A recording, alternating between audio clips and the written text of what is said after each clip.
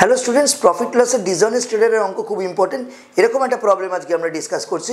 বলছে এক ব্যক্তি 4% লসে চিনি বিক্রি করছে, কিন্তু কাস্টমার তার কাছে এসে 25 গ্রাম চিনি চাইলে সে প্রতি 25 গ্রামের জায়গায় কাস্টমারকে 20 গ্রাম করে জিনিস দিচ্ছে বা চিনি দিচ্ছে। এতে তার কত পার্সেন্ট লাভ হবে?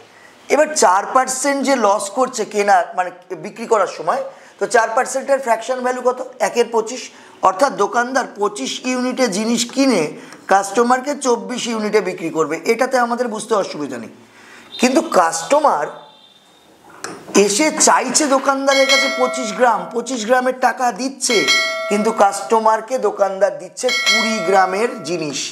অর্থাৎ এই যে রেশিওটা, এই রেশিওতেই দোকানদারের প্রফিট বা লস হবে। এটাই সিপিএসপির রেশিও।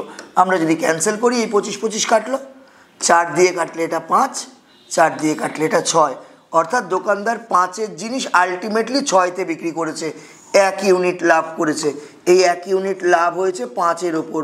1/5 যার ফ্র্যাকশন ভ্যালু, তার পার্সেন্টেজ ভ্যালু 20%, অর্থাৎ দোকানদারের 20% প্রফিট হয়েছে।